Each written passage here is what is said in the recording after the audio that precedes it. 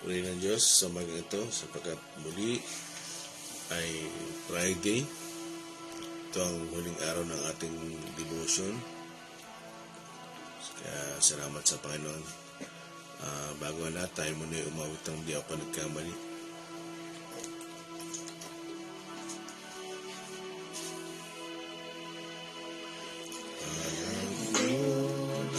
Dinadating ba ang sandali ito sa buhay ko? Ang maranasan katuparan ng pangako, ang lawakan tagumpay na ilasan. Maraming di naniwala, maraming umadlang,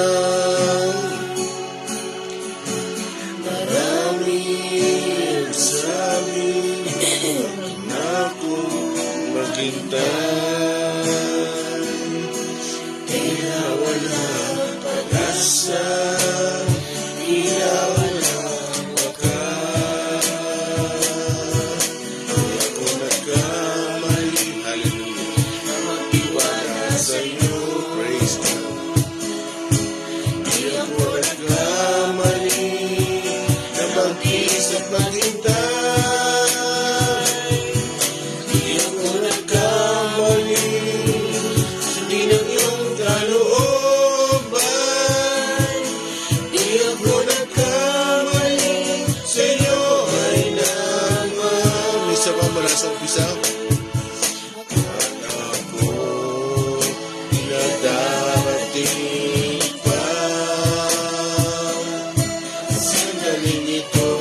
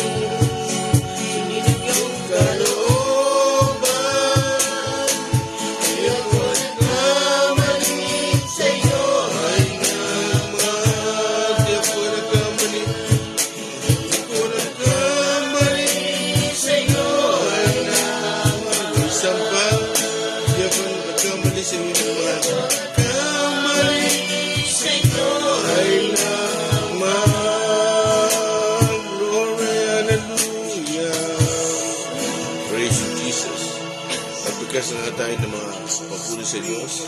We praise your name. Kami nagkamali na minahal namin kayo, Panginoon. Hallelujah, kayo ang aming buhay, kayo ang aming pag-asa, O Diyos. Hallelujah. Sa umagang ito, Ama, salamat po sa inyo. Tuloy kami humihingi ng tulong nyo, habag at biyaya, Panginoon. Alam namin na ang aming pinag-aaralan ay hindi talaga lubos tayong maunawaan maliban kami ay samahan ninyo, Panginoon. At upang malaman namin kung sino ang kalaban talaga. O Diyos, kailangan po namin, Ama, ang tulong ninyo. Holy Spirit, patuloy po kayong sumama at kumilos sa buhay po namin. Patuloy po kayo magpahayag sa amin, Panginoon. Kaya, O Diyos, sa umaga ito, pagpalain mo ang oras na ito na kami ay nagkakatipon-tipon, Panginoon, para mag-aaral ng inyong salita. Salamat po, O Diyos, sa aming pagpapatuloy na aming pag-aaral. Nawa ay patuloy kaming samahan ninyo, O Diyos. Salamat po, Ama, sa pangalan ni Jesus. Amen. Sa mapagpalang umaga po sa bawat isa, nakasama po namin sa FB Live. Good morning po, Brother Alan Rocreo, Sister Anita Katembong, Sister Gina Yen, Sister Vicky Joaquin, Brother Julius Regalado Sales, Brother Udi G. Velasco, Brother Ian Aguilar, Sister Faustina Fuentes. Good morning. Amen. Praise God. Kasama na yung text. At ulitin natin yung tanong ni Sister Gina Yen. No, kahapon binubuli-buli ko yung tanong ni Sister Gina Yen. Maganda yung tanong niya. Talagang meron tayong mapupulot. Kaya talagang pinagtuunan ko siya ng pansin kahapon. Kahit tapos ang devotion, tanghali iniisip ko.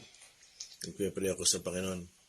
Nabigyan niya tayo ng mensahe. Pero yung text uli natin, tsaka ano part na tayo, Sir Ami? Ang text po natin sa umagang ito ay magmumula sa John 8, verse 44. 44. Ang diablo ang inyong ama at ang kagustuhan niya ang ibig ninyong gawin. Noon pa man ay mamamatay tao na siya, hindi siya pumanig sa katotohanan kailanman, sapagkat walang puwang sa kanyang katotohanan. Likas sa kanya ang magsinungaling, sapagkat siya ay talagang sinungaling, at siya ang ama ng kasinungalingan. Ang topic po sa umagang ito ay ang diablo ang iyong ama, part 3. Amen. Sagutin mo natin yung tanong ni Sister Gina Yen. Actually, hindi ko siya masyadong nasagot kahapon ng malinaw. Ilang beses ko binalikan yung devotion. Pagkakataon pala na nauutal na ako. Nakadikit yung dila ako. Talagang ganun talaga. Na-stop ko. Kaya minsan humingi ako ng paumanin sa inyo. Kasi inaaral ko yung panalita ko para hindi ako mautal. Kahapon pinakikinggan ko siya ng ilang beses. At sabi ko, Mira, utal na pala ako. Hindi ko naiintindihan siya. Sabi ko, kulang yung mga sentence ko. Kaya minsan kailangan ko palang ulit-ulitin dahil nabili ng doktor sa akin, ulit-ulitin ko yung mga sinasabi ko. Kaya ulitin natin yung tanong. Uulitin ko rin yung sagot. Hindi, malinaw yan. Maganda yan. Kasi para maintindihan natin kung bakit yung puno ay nasa gitna. Hindi inilagay sa sulok. Bakit hindi itinago? Dapat hindi nakita ni Eva, ng babae. Bakit sa gitna? No? Kagaya ng tanong ni Sister Gina yan, Sister Cathy. Sabi po ng kanyang katanungan, Pastor Jim, tama po ba na kaya inilagay ng Panginoon ng puno sa gitna ay para subukin sina Adan at Eva kung susunod sila sa ibinilin sa kanila ng Panginoon kung paanong hinahayaan ng Panginoon na magkaroon tayo ng mga pagsubok upang tiyakin ng Panginoon kung tayo susunod at mananatili. Okay. Bago ang lahat, ano yung pinagtuunan ng tanong? Pagsubok. Ang definition ng pagsubok ay hindi para talagang, sabi ko nga, ilayo tayo o itest tayo. Hindi. Ang definition ng pagsubok, para tayo ay ilapit sa Panginoon. Anong sabi sa unang Pedro, chapter 1, verse 6 to 7, para malaman kung dalisay ang ating pananampalataya. Para makita ng Diyos na kung tayo ay tapat. Pero sa senaryo niya, sa Genesis chapter 3, tingin ko hindi ugma. Bagamat parang malapit yung tanong, parang tama, no? Pero hindi ko sinabing mali. Pero may tugma kasing sagot dyan kung bakit nilagay yung puno sa gitna. Tingin ko hindi pagsubok.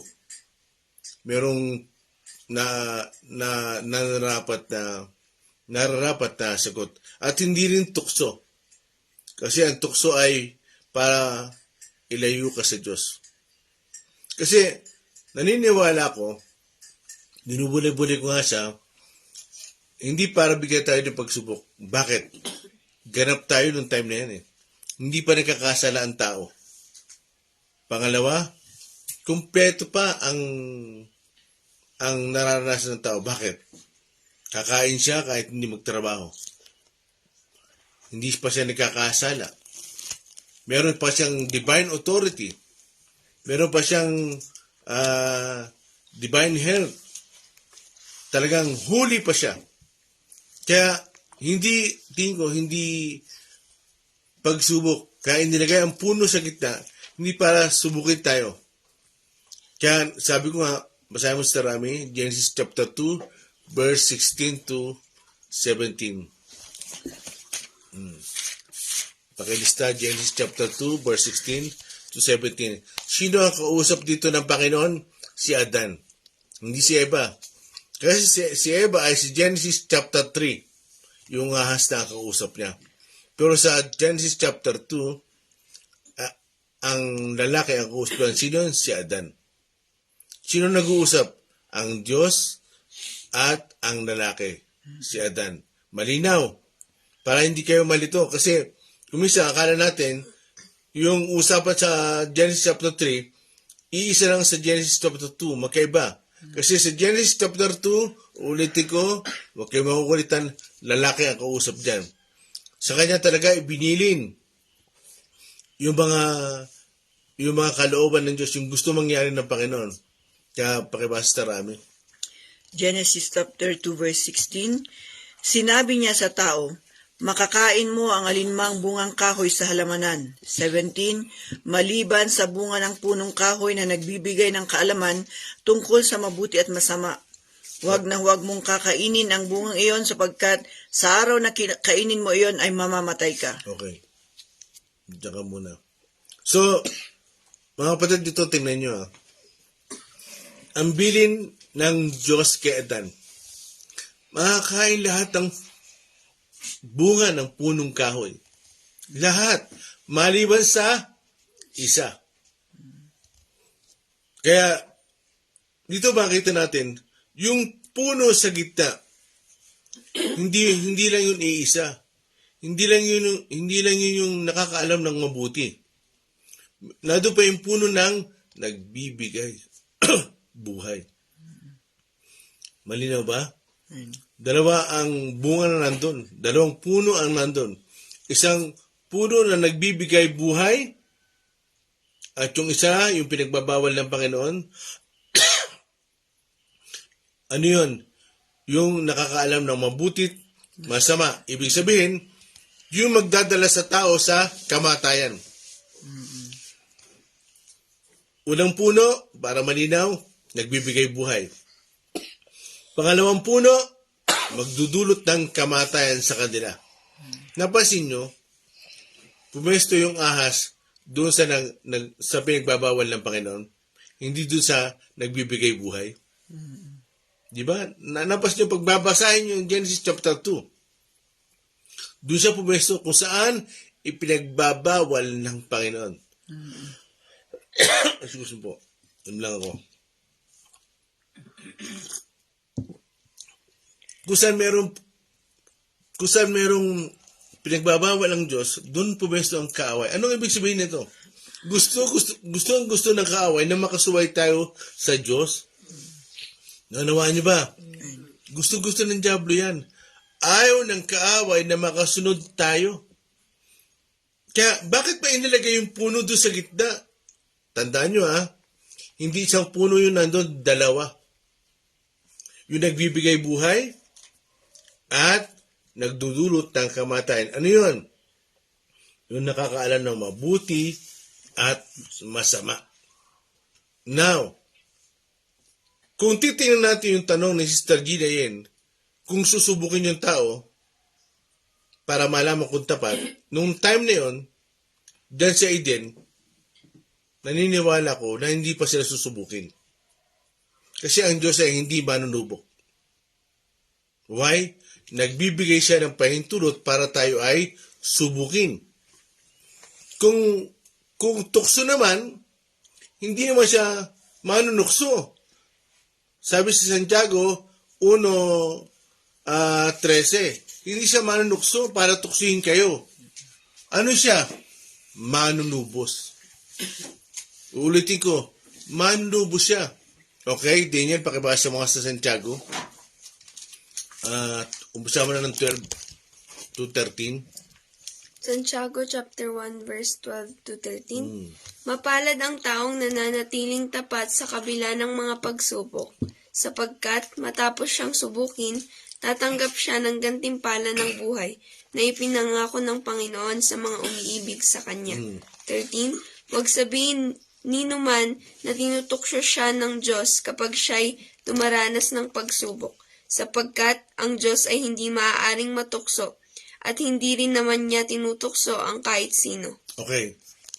Tingnan nyo. Ibig sabihin, ang Diyos ay hindi manunukso. Ayaw niya talagang mamatay ka. Ayaw niya na malayo ka sa Kanya. Kung meron bang gusto na mamatay tayo, yun ang diablo. Tingnan nyo. Kaya hindi siya manunukso. Anong tawag sa Panginoon? Manunubos. Buksan natin si Efeso 1:7. Bago tayo magtuloy-tuloy ng pag-aaral, talaga magbibigay ako ng time dyan. Daniel, Efeso 1:7. Ito talaga ang Panginoon, ang Diyos. Efeso chapter 1 1 verse 7. verse 7. Tinubos tayo ni Kristo sa pamamagitan ng Kanyang dugo, at sa gayon ay pinatawad na ang ating mga kasalanan. Ganoon kadakila ang Kanyang kagandahang loob. Amen. Nakita niyo na? Hindi siya manunukso. Siya ay manunubos. Sabihin niyo nga, manunubos. Yan talaga ang Diyos. Kaya, bakit inilagay, balik tayo sa Genesis chapter 3, tsaka Genesis chapter 2, bakit inilagay ang puno sa gitna? Now, di ba naintindihan niyo na meron tayong free will? Okay. Kung bakit inilagay yung puno sa gitna, para ang tao ay makapagpasya. Magpapasya siya. Ulitin ko, para ang tao ay magpasya ng tama o mali. Bakit? May free will siya eh. Hindi sinaklawan ng Diyos yung free will niya. Hindi tayo ginawa ng Diyos na robot. Malinaw. Sabi ng Diyos, let us create man our own image and likeness. Likain natin ang tao ayon sa ating wangis at larawan. Anong ibig sabihin? May kakayahang magpasya. Ginawa niyang banal ang tao. So, naglagay ang Diyos ng puno sa gitna para siya ay matutong magpasya. Bakit? Kaya nga ipinagbabawal niya eh. Yung puno. Kaya kung talagang aaralin mo yan, meron talagang salita doon na bawal ka dyan. Ibig sabihin ay parabasis. Ibig sabihin, forbidden line. Bawal ka talagang lumapit dyan. Yun yung utos. Kung titingnan lang natin, bawal kumain ng bunga. Hindi. yung utos. Yung talaga yung utos. Kasi ang pinag-uusapan dito, pagsunod at pagsuway. Liliko ba ako sa kanan o sa kaliwa? Anong sabi sa Mateo? Merong daan na maluwag at pagginhawa, daan na makipot, di ba? Meron kang pagpipilian ng tao. Ibig sabihin, ang mananampalataya, sabi sa John 3:16, upang ang sino man mananampalataya ay hindi mapapahamak. Ano ang ibig ko sabihin? Choice. Mula sa umpisa, yung choice, nandyan. Biruin nyo mga kapatid. Lahat ng puno, 99% makakain mo, maliban sa 1%. Bakit kaya ganun? Kung ano pa yung pinagbabawal ng Diyos, yun pa yung gustong-gusto natin. Tama kaya yung term? Yun pa yung nagagawa natin? Minsan naisip ko ito kahapon eh. Bakit hindi nagtanong ang babae, si Eva, sa asawa niya? O kaya, hindi siya nagtanong sa Panginoon na, tinutokso ko na ito eh. Lord, kakainin ko ba ito? Ipinagbabawal nga eh. Kung nagtanong siya siguro, hindi nahook ang kanyang isipan. Kung nagtanong siya siguro, hindi nahook ang kanyang mata. Nagkaroon siya ng apple of the eye. Di ba? Kaya sabi ko nga, kung ano pa yung bawal, siya yung nagagawa natin. Ano sabi ni Pablo? Yung hindi ko gusto, siya kung nagagawa. Anong ibig sabihin nun? Yung gawa ng laman. Kaya sabi ko nga, inilagay yung puno na yun, hindi para tayo tuksuin, hindi para subukin. Ang tamang sagot doon, para tayo ay magpapasya. Pagpapasya. Malino ba yung Tagalog ko? Magpapasya. Yung freedom to choose. Malaya kang makakapili. Bakit? Hindi ka nga tinalian ng Panginoon eh. Malaya kayong tatakbo-takbo sa Eden. Hindi ka tinalian na parang aso, tigre sa leeg. Bawal yan. Huwag kang pupunta ron, bawal yan. Hihilahin mo yung kadena sa leeg. Hindi tayo ginawang gano'n ng Panginoon. Malaya kang magagawa mo ang gusto mo. Ibig sabihin, yung free will natin. Naunawaan niyo ba? Kaya, maunawa natin dyan, kung papaano ginalang ng Diyos, hindi niya sinaklaban yung ating free will. Malaya ka makakapili. Pero ano niyo ba, nakita ko, talagang ipinakita ng Diyos yung kanyang kagandahang loob. Pinakita niya. Mula pa, nagkasala tayo, siya ang sumaklolo. Pagdating ng New Testament, bumaba siya. Yung pinakita niya yung kanyang katangian. Ano ang ginagawa ng tao? Hindi siya pinipili. Hindi siya pinaniniwalaan. Ano ang sabi sa 1 John 4:8? Ang Diyos ay pag-ibig. Una niya tayong inibig. Hindi tayo ang unang umibig sa Kanya. Talagang pinadama ng Diyos kung sino siya. Bagamat tayo nagkakamali, hindi pa rin niya tayo talagang hinayaan malayo talaga. Amen. Talagang kung maaari, kung may magagawa siya, talagang nililigawan niya tayo para lang tayo ay magdesisyon ng tama. Bakit? Kasi nga tayong obra maestra ng Panginoon. Anong ibig sabihin? Yung kanyang pinaka-special na ginawa, nilikha. Di ba? Yung mga anghel nung nagkasala, wala nang kapatawaran. Pero ang tao, nung nagkasala, nagkaroon ng biyaya. Nasa kanya pa rin yung desisyon para piliin ng Panginoon. Pero tandaan nyo mga kapatid, merong day of judgment. Merong panahon. Di ba sabi sa mga ngaral chapter 3, may panahon sa lahat ng bagay. Ang paghatol ng Diyos, darating sa tamang panahon. Kaya dyan sa Genesis chapter 3, dyan nagpasimula yung ating kalayaan na na pumili. Hindi para tayo tuksuhin, hindi para tayo isubukin kasi ang Diyos ay hindi manunubo, ang Diyos ay hindi manunukso, siya ay manunubos. Malinaw. So nilagay ang puno sa halaman ng Eden para tayo ay malayang makapagpapasya. Ako ba'y susunod sa Diyos o susubay? Pero alam niyo mga kapatid, ang kulang o kakulangan ng tao kung bakit siya nagkakamali, magtanong sa Diyos. Pero kung nagtanong si Eva, malamang nagising siya. Uy! Nauhuk na pala ako. Magkakasalan na pala ako. Hindi siya nagtanong eh. Hindi siya nagtanong sa asawa niya. Humakbang na lang siya ng gusto niya eh. Kung nagtanong siya, kung nag-second opinion kaya siya, parang doktor, sa doktor, mag-second opinion kaya ako, call a friend. Di ba? Hindi eh. Nag-one-on-one sila ng Diablo. Hindi niya pala kaya ang Diablo. Matalino. Bakit? Mandaraya siya. Deceiver siya.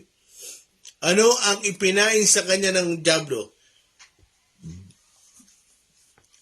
Aba, maganda pala maging marunong. Magiging tulad na ako ng Diyos. Nakuha nyo? Yung pride kagad ang nakita niya, yung magiging sikat ako, magiging tulad ako ng Diyos. Nakuha nyo? Yun ang nahuk ang babae. Ang hindi natin alam, yung pala'y pain lang ng kaaway. Kaya mga kapatid, kagaya ng tanong ng ating kapatid, Sis Gina Yen, no? Talagang every time na hindi natin alam yung gagawin, magtanong tayo sa Panginoon. Amen. Pangalawa, o magtanong kaya tayo sa pastor natin. O magtanong tayo sa elder of the church, yung matanda. Yung spiritually talagang matured siya. Magtanong tayo. Bago tayo humakbang, para maiwasan ang pagkakamali. Para makita natin kung ano yung strategy ng kaaway. Amen? Okay. Anong sabi sa ating teksto? Balik tayo. Ang Diablo. Sige, basa nga. Bakibasa. John 8:44. Ang Diablo ang iyong ama at ang kagustuhan niya ang ibig ninyong gawin. Noon pa man ay mamamatay tao na siya. Hindi siya pumading sa katotohanan kailanman, sapagkat walang puwang sa kanya ang katotohanan. Di ka sa kanya ang magsinungaling sapagkat siya ay talagang sinungaling at siya ang ama ng kasinungalingan. Okay. First sentence tsaka second sentence. Ang Diablo, Ang Diablo ang inyong ama at ang kagustuhan niya ang ibig ninyong gawin. yun. Ang kagustuhan niya, ang ibig niyong gawin. Ano sabi sa Romans 6:16? Tingin, pakibukas na lang. Romans 6:16. Roma chapter 6, verse 16. 16.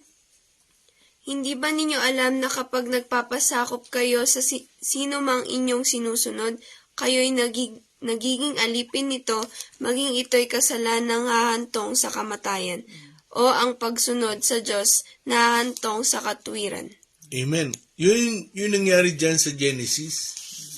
Mga kapatid, kung sino ang sinunod mo, alipin ka nun. Napasunod ang tao. Kaya nga sa Matthew chapter 4, di ba? Sa Lucas chapter 4, nag-uusap yung Diablo at ang Panginoong Yesus. Bakit? Ano ang sabi sa Matthew chapter 4, verse 1? Dinala siya ng Espiritu Santo sa ilang para tuksuhin. Bakit kaya hindi subukin? Ang pagsubok kasi nagpapatatag ng pananampalataya. Tuksuhin para malaman ng kaaway kung susunod ba sa kanya ang Panginoong Yesus. Lahat inoffer. Nabigo siya. Anong ibig sabihin? Natalo siya. Hindi niya napasunod ang Panginoong Yesus. Kaya naman, sinabi ng Panginoon, no, tayo'y mananagumpay na. Bakit? Natalo niya yung pinaka-leader eh. Hindi siya napasunod. Kaya tayo ay tinawag ngayon na higit pa sa mananagumpay. Higit pa sa mananagumpay. We are more than conqueror. Bakit? Talo na yung leader eh. Alam niyo ba sa chess, pag natalo na yung king, talo na. Kaya mga kapatid, ang kailangan lang natin magpatuloy, magsundin ang gawa ng kaaway, manindigan lang tayo. Amen? Huwag tayong matakot o huwag mangamba. Bakit? Kasama natin ang Diyos eh. Yan ang sinabi niya, huwag kang matakot o mangamba kala Joshua sa mga lingkod niya. Kasi bakit? Kasama ninyo ako. Lakasan mo lang ang loob mo. Magkaroon ka lang ng tapang, paninindigan. Amen? Amen. Kaya dyan sinasabi, ang diablo ang inyong balik tayo sa text, ang diablo ang inyong ama at ang kagustuhan niya ang sinusunod ninyo. Yung gusto kasi, gusto ba ng Diyos o gusto ng diablo? Ano ba ang susundin ko? Kaya ang tao, nasa gitna. Nagbili ng Diyos, kaya may kautusan eh. Alam niyo ba kung bakit ibinigay ang kautusan? Hindi para sa Diyos. Para makita natin yung kalooban ng Diyos. Bakit? Etong ang diablo, tetestingin ka naman dyan sa kautusan. Totoo bang sinabi ng Diyos? Totoo ba? Pakiulit mo din yung Angel, Genesis chapter 3, si Angel naman. Genesis chapter 3, verse 1 to 5. Diyan lang tayo muna sa tekstong yan. Talagang bababad tayo. Genesis chapter 3, verse 1 to 5. Genesis 3:1-5. Ang ahas ang pinakatuso sa lahat ng hayop na nilikha ng Panginoong Yahweh. Isang araw, tinanong nito ang babae, "Totoo bang sinabi ng Diyos na huwag kayong kakain ng anumang bungang kahoy sa halamanan?" 2. Sumagot ang babae, "Maaari naming kainin ng anumang bunga sa halamanan." Okay, 3. post lang din yan, Angel. Post lang. Totoo ba? Minsan nga iniisip ko eh, hindi dapat sumagot kagad yung babae. Kasi ang tanong, dapat ang sagot, yes or no lang. Totoo ba? Totoo. Yes. Para wala nang halong paliwanag. Eh, nakapagkwentuhan pa eh. Maahok ka talaga, di ba kayo mga babae? Pag habang tumatagal ang usapan, nagkakaroon ng ligawan. Tama ba ako? Sing, nagkakaroon ng ligawan? At pag kayo ay nagkakaroon ng ligawan, ano sinasabi? Ano sinasabi ng mga babae o ng lalaki? No? Kung walang manloloko, walang magpapaloko. Kaya anong tawag sa babae? Naloko. Anong tawag sa lalaki? Manloloko. Hindi ako sumagot eh. Tatamaan ako eh. No? Nakita nyo? Sinong naloko? Babae. Babae. Bakit? Nakapagkwentuhan siya sa diablo eh. Matalino ang diablo. Kaya ang gusto nga ng Diyos, yung katalinuhan ng Holy Spirit, ang talagang magamit natin, makuha natin. Yung kapangyarihan, knowledge and wisdom. Huwag kang makapagkwentuhan sa diablo o makapagkaibigan. Papatayin ka niyan, wawasakin ka niyan, sisirain ka niyan. Amen. Nakuha niyo ba? Kaya, huwag niyo nang uulitin yung mga sinasabi na, paring taning. Naalala ko yung mga usapin ng mga, yung panahong unbeliever kami. No? Si paring tanas. Hindi pala maganda yun. Kasi papatayin ka talaga. Nakita na ba kayo ng taong talagang hindi ka dapat kausapin, kaibiganin. Talagang, walang konsyensya. Mamamatay tao, di ba? Pumapatay ng mga bata, babae, rape. Di ba? Hindi maganda. Ang diablo, pasikit pa dyan. O, Angel tuloy. 3. Huwag lamang ang bunga ng puno na nasa gitna niyon. Sinabi ng Diyos na huwag naming kakainin ni hihipuin man ang bunga nito. kung kami raw ay kakain nito, mamamatay kami. 4. Ngunit sinabi ng ahas, hindi totoo iyan, hindi kayo mamamatay. 5. Okay, wait. Bago ko tapusin. Hindi totoo yan. Tingnan nyo mga kapatid. Talagang ang kaaway, gumagawa ng paraan para tayo magduda sa Panginoon. Para tayo magduda. Pagdudahan natin yung kanyang salita. At isipin natin, mga kapatid, ang Diyos ay sinungaling at si Satanas hindi. Hindi totoo yan. Anong ibig sabihin nun? Anong naisip parating nun? Sinungaling ang Diyos. Ako, nagsasabi ako ng totoo. Ngayon, maiintindihan nyo kung bakit nagkatawang tao ang salita. At ang salita ay puspos ng biyaya at katotohanan. Ano sabi sa John 1:14? Naging tao ang salita, nakita namin ang kanyang kaluwalhatian, at siya ay puspos ng biyaya, kagandang loob, at katotohanan. Siya ang katotohanan. At ang diablo, kasinungalingan. Yan ang totoo nun. Ang usapin dito, katotohanan, kasinungalingan. Pakituloy muna. Verse 5. Sinabi lang iyan ng Diyos, sapagkat alam niyang kung kakain kayo ng bunga niyon ay makakaunawa kayo. Kayo'y magiging parang Diyos at malalaman ninyo ang mabuti at masama. Yun, doon nahok yung babae. Magiging parang Diyos. Ba, maganda pala. Parang lang. Anong ibig sabihin nun? Talagang magagawa mo kung anong gusto mo. Di ba yun naman talaga ang gusto ng kaaway? Gawin mo yung gusto mo. Puro ikaw ang makinig. Sa'yo. Kaya nga idolatry.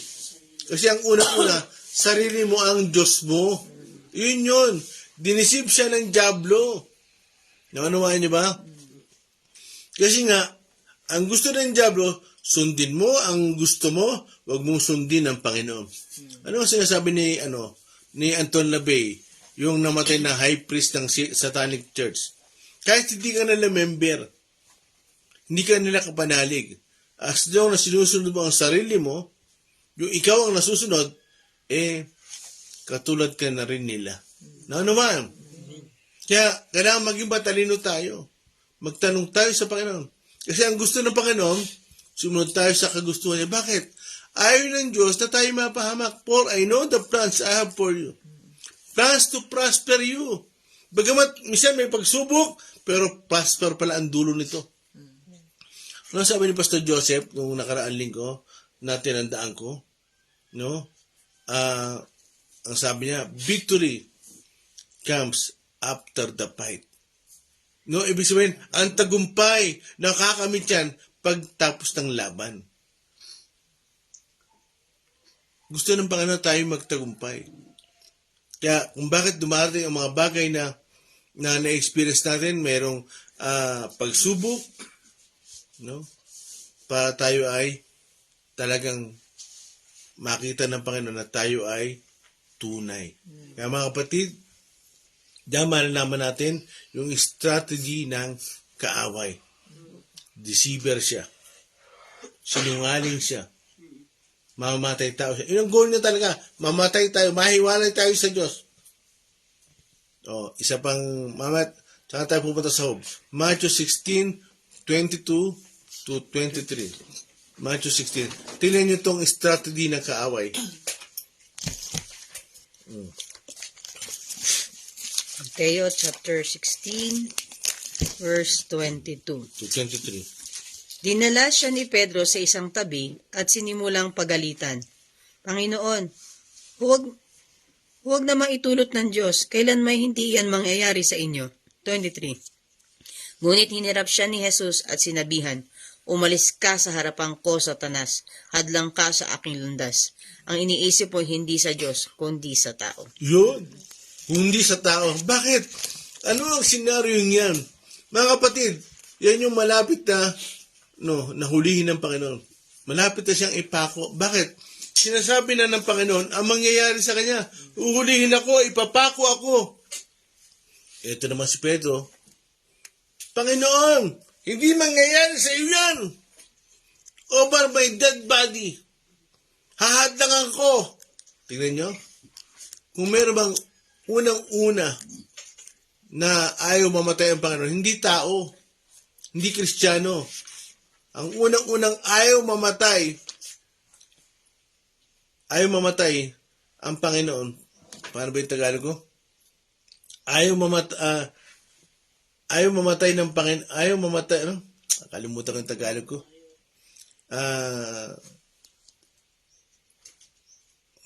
Kalimutan ko yung Tagalog ko eh.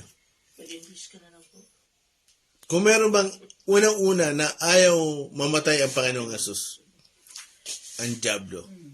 Bakit? Matutubos kayo sa Kanya. Nakuha niyo ba? Siya ang unang-unang ayaw mamatay. Na talagang pipigil para hindi magbayad ang Panginoon ng halaga. Para hindi magbayad ang Panginoon ng dugo. Para hindi siya talagang mamatay. Bakit? Meron ng pagkakataon ng tao lumapit sa Diyos. Meron ng pagkakataon ng tao banumbalik sa Diyos. Bakit? Meron ng redemption of sin. Matutubos na kayo. May amnesty na kayo. May pardon na kayo. Bakit? May nagbayad na eh. Ano nga niyo ba? May nagbayad ng halaga. May nagpalaya sa inyo. Sino yun? Si Kristo. Yung kamatay ng Panginoong Yesus ang nagdulot sa atin ng kalayaan. Malaya na tayo ulit makakapili. Ako ba'y mananampalataya o hindi? Ako ba'y maniniwala o hindi? May nagbayad eh. Ganyan kabuti ang Panginoon. Bagamat ang tao ang nagkasala, ang tao ang nakakasuway, pero malaya pa rin kayo makakabalik sa Diyos. Nanuhan niyo ba yun? Ganyan katigas ang ulo ng tao.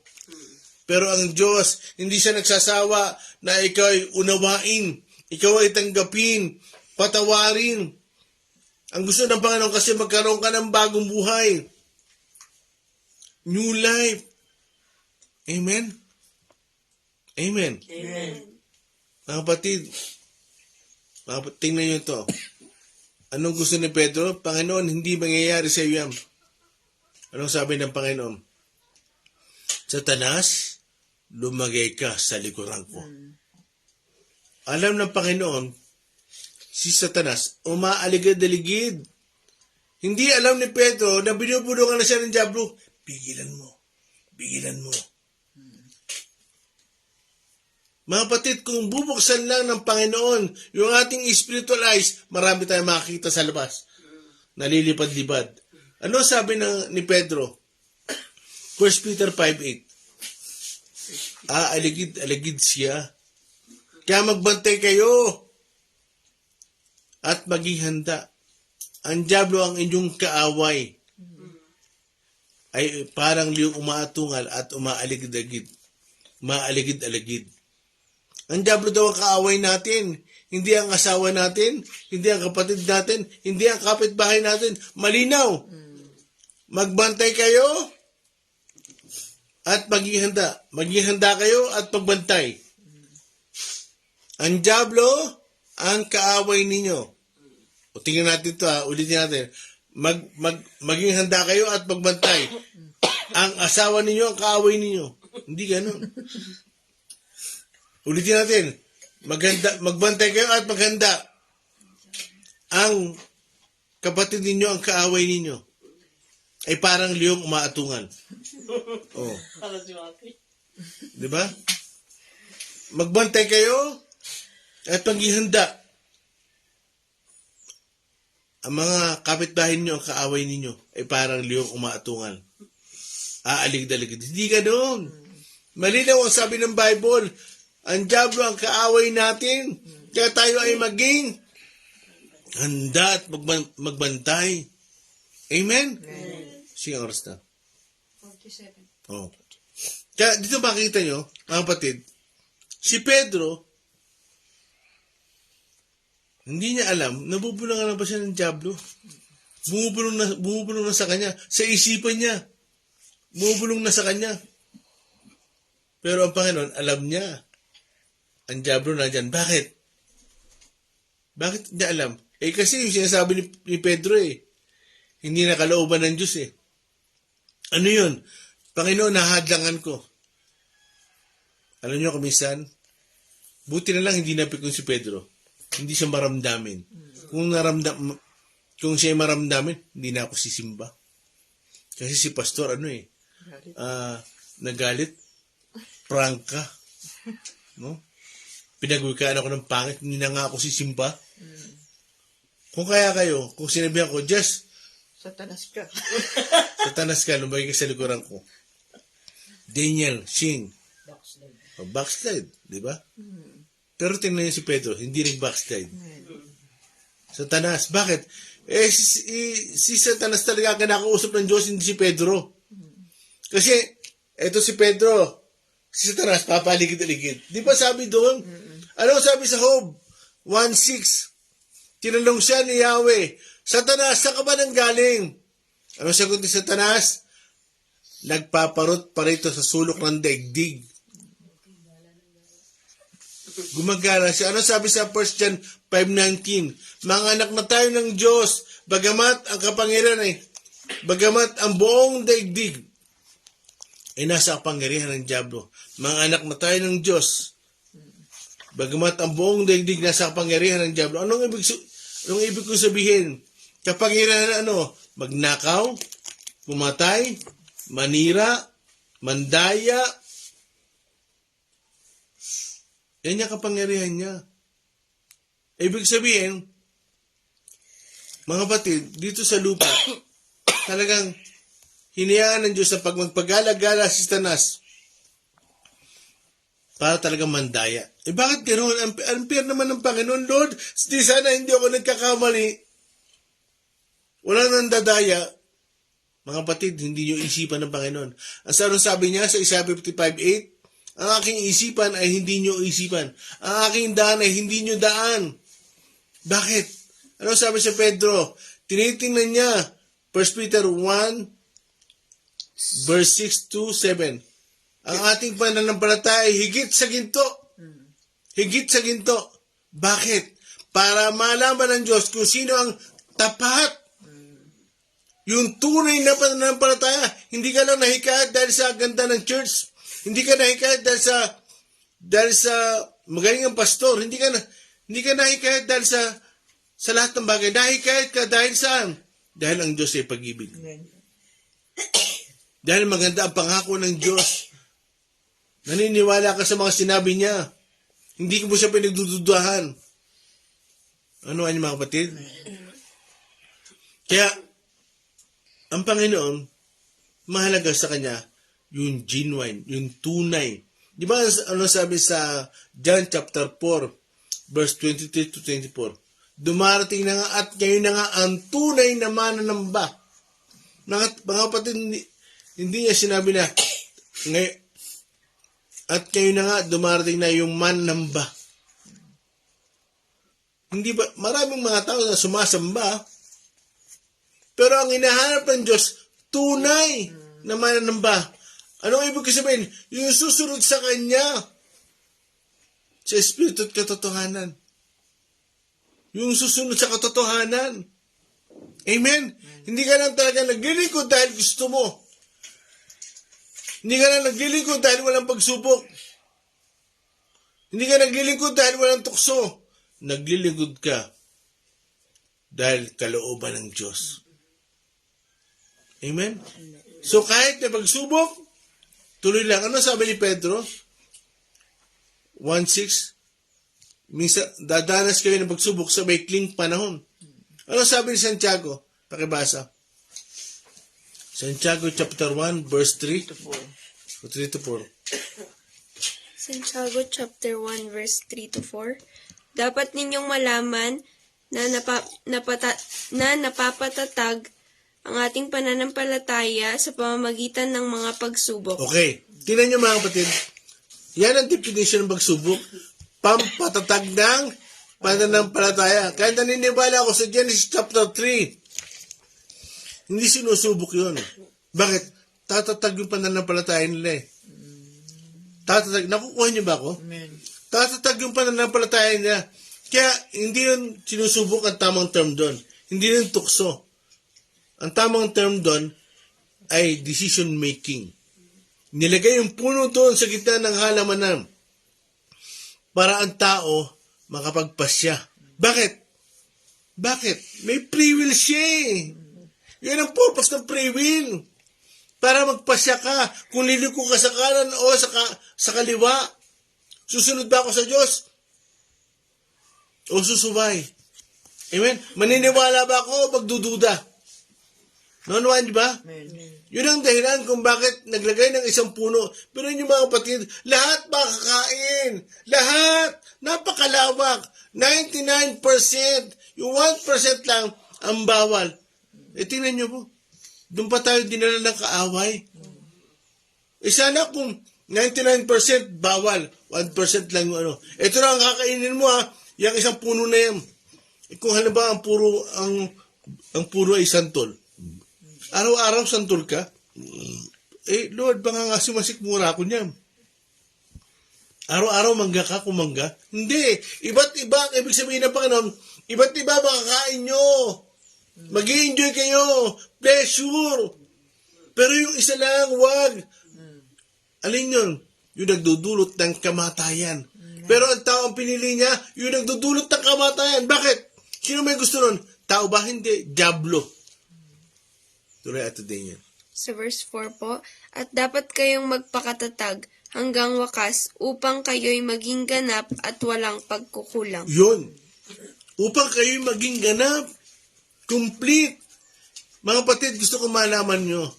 Kung talagang walang pagsubok, magtanong ka na sa Panginoon. Lord, bakit wala akong trials? Baka mamaya, hinayaan ka na ng Diyos. Ayaw kanya matrain. Mga kapatid, walang pupunta sa langit na hindi nagtagumpay. Amen. Lahat tayo mananagumpay. Na tayo more than conqueror. Victory comes after the fight. After the race. Amen? Kaya gusto na Panginoon, mananagumpay tayo para ipakita niya sa kaaway na yung kanya mga pinili, nagtagumpay, hindi nagpasarap. Nagtagumpay, hindi nagpakasarap. Tapos gusto mo pag namatay ka, masarap ang buhay mo sa langit ka? Hindi.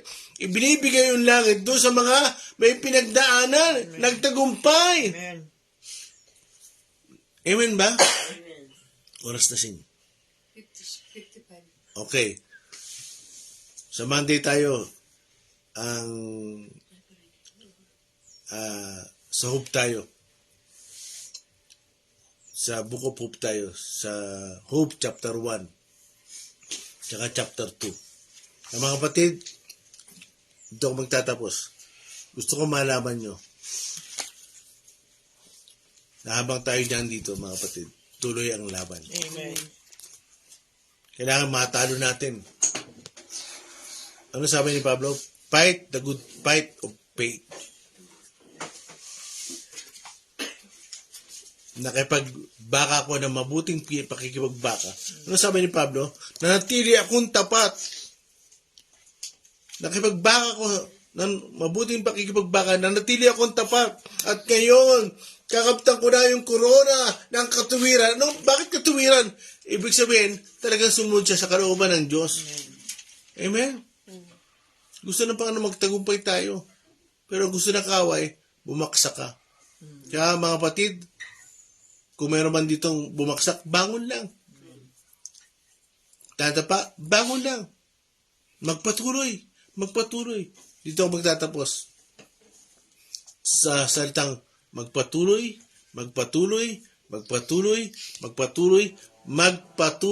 tayo. Amen. Amen? Ang magtatagumpay ay nagpapatuloy. Tuloy-tuloy lang. Amen? Di ako nagkamali.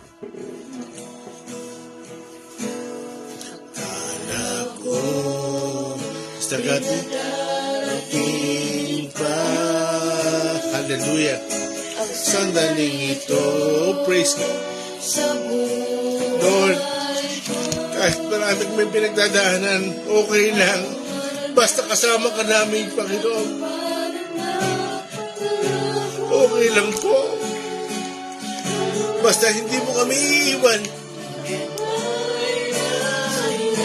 Yan ang pangako ng Panginoon. Ako isa sa iyo. Huwag kang matakot. Ako isa sa iyo. Huwag kang mangamba. Ililigtas kita. Napapatunayan ng Diyos na kasama natin siya. Kasama natin siyang magtatagumpay. Hallelujah. Magtatagumpayin tayo ng Panginoon. Ano man ang ating pinagdadaanan, mga kapatid. Hindi tayo dapat malungkot.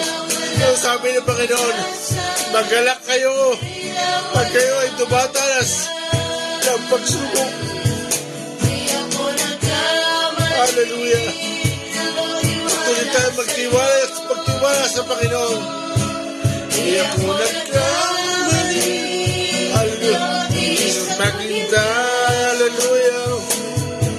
Hindi ako nagkamali. Kalooban. Hindi ako nagkamali. Hindi ako nagkamali. Hallelujah. Hallelujah. Yes, Lord. Huwag natin pagdudahan ng salita ng Diyos. Huwag natin pagdudahan ng pangako ng Panginoon. Hallelujah. Huwag natin pagdudahan ng layunin ng Panginoon. Sabi ni Pedro, magdadaras kayo sa maikling panahon ng pagsubok. Hallelujah. Ako nagkamali sa iyo. Isang pati ako nagkamali.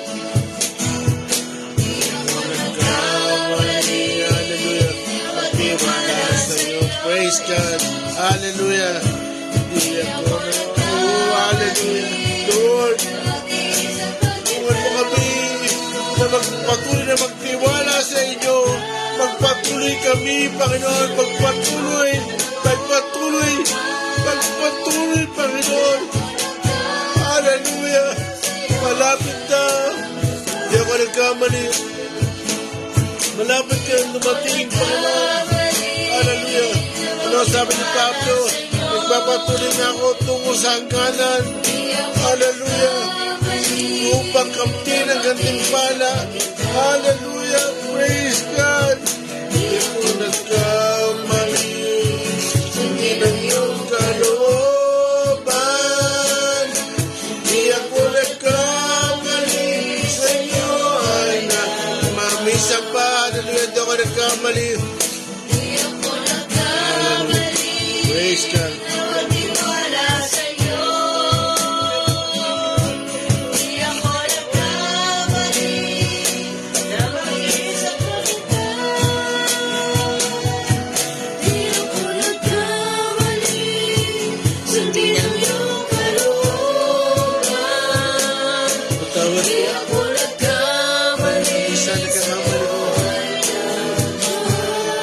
nagkamali sa iyo nagmahal.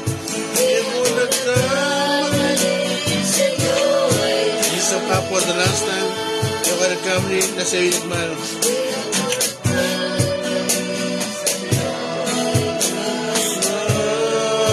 Glory, hallelujah. Hallelujah, Lord. Patawad po. Patawarin mo kami kung minsan nagdududa kami sa iyo. Patawad po. Patawad ko kung minsan napagdudahan namin ng pangako mo. Minsan nagdududa kami sa iyong mga salita, sa mga plano mo. Patawad po, Panginoon. Patawarin niyo kami. Hayaan niyong bumangon kami, Panginoon. At magpatuloy. Lord, sabi ni Pablo, nakimagbaka ako ng mabuti pakikimagbaka. Hallelujah. Nagpapatuloy nga ako tungo sa hangganan. Lord, sa hangganan nandun ka naghihintay. Sa finish na naghihintay ka. Lahat kami ay manlak mo.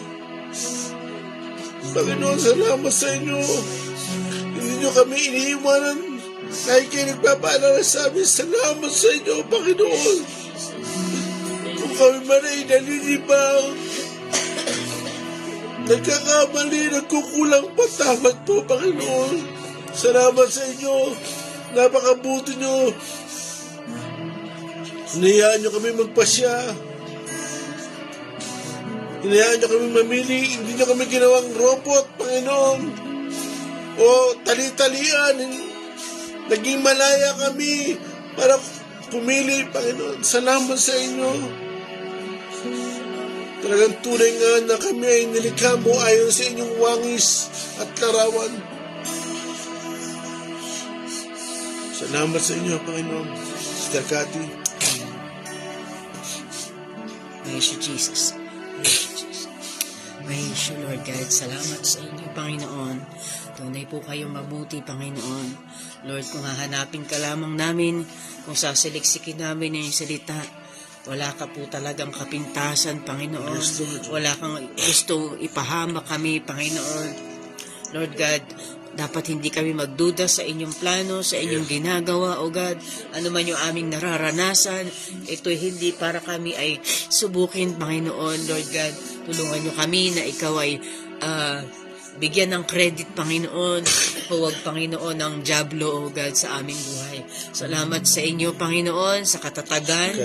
Lord God, sa katalinuhan na dapat ay magtanong kami, magsaliksik ng inyong salita, hindi basta magpapasya, sapagkat hindi mo nais kaming mapahamak, Panginoon. Tulungan nyo kami, Panginoon, Lord God, na maging matalino, matatag, Lord God, sa aming araw-araw na pinagdaraanan, aming mga nagiging decision making, Panginoon, Lord God, at kami, Panginoon, huwag mahulog sa pakana ng kaaway. Lord God, salamat sa inyo, salamat sa inyo. O Jesus, salamat sa inyo, salamat sa inyo, at salamat sa inyo, Panginoon.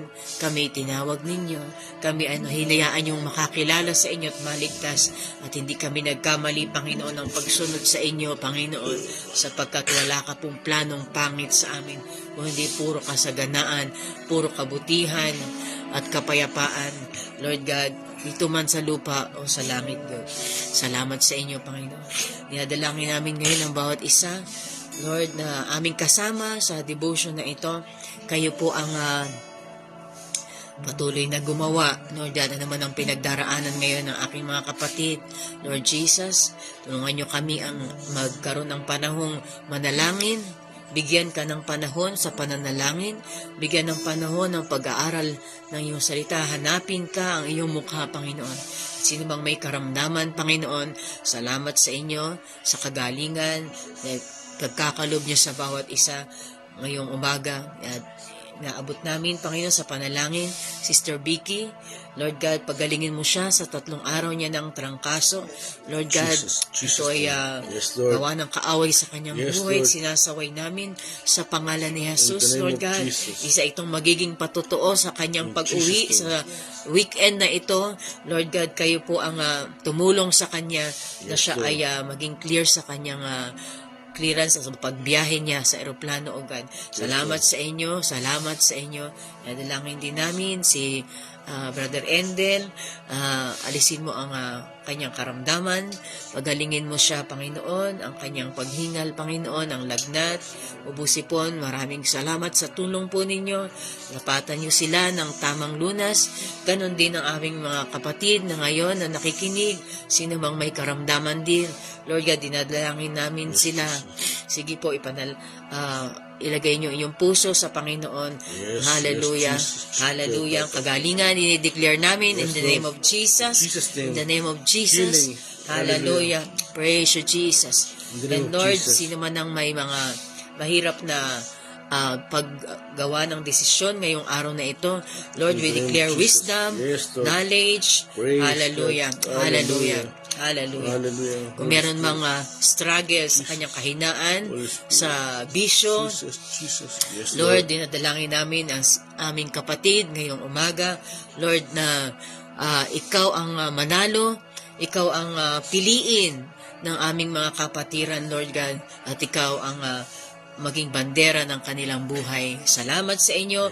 Ito pong aming dalangin. At salamat po sa isang linggo na kayo patuloy na sumama sa gawain na ito. Lord God, patuloy na pagpapala sa aming tagapagsalita. Lord God, na kahit marami siyang kahinaan o karamdaman, ikaw pa rin ang nananalo or ikaw ang kanyang inuuna. Salamat sa inyo, patuloy na pagpapala sa buhay ni Pastor Jim. At sa mga kasama ko rito na bumabangon ng maaga at ginagampanan ang kanilang mga bahagi sa sa bawat umaga. Dalangin din namin Sister Ami Yes, Lord. sa kanyang mga nararamdaman, sa kanyang tenga, sa kanyang In the name of Jesus. diabetes. Sinasaway namin ito sa pangalan ni Jesus. Ang high blood pressure ay tapos na. Ang high cholesterol tapos na sa pangalan ni Jesus. Yes, Lord. Hallelujah. Ang kanyang restoration, ang kanyang pandinig ay aming dinadalangin sa inyo, Panginoon, ngayong umaga, sa inyong papuri. Lord God, hindi siya talunan, Panginoon. Kayo po, Panginoon, ang magbibigay na naman na isang patotoo sa aming kapatid. Purihin ang iyong pangalan, O God. Hallelujah. Ganun din po, Sister Jess, patuloy na normal na pangangatawan ang aming dinadalangin para sa kanya, sa kabila ng kanyang maraming mga tungkulin at gampanin. Salamat sa inyo at sa bawat isa. Kayo po ang Yes, Lord. Yes, nag-iingat, Lord, at nagbibigay ng magaang pamumuhay. Salamat sa inyo. Ito po ang aming dalangin sa pangalan ni Jesus. Amen. Hallelujah. Thank you, Lord. Salamat po sa Panginoon at nakasama po namin kayo, Auntie Sally Laksigen, Sister Budang, Pastora Ani ng Bicol, tama ba, Albay? Okay. Na Sister Shirley, nakauwi ka na ba? Pastora Mary Chris, Brother Mario, Brother Joren, Kuya Pons Basi, kumusta kayo? Sister Susette, Nan Kier Castro, Sister Telma and Brother Jerry, kumusta po? Laban lang. Sister Christina Joaquin, JC Gardose, Joseph, Sandro Joe, Sister Aprik Mare, Jimuel Malaborbor, Sister Chrysel, Brother Ray Bembo at Brother Elias. Salamat po sa inyong God bless po.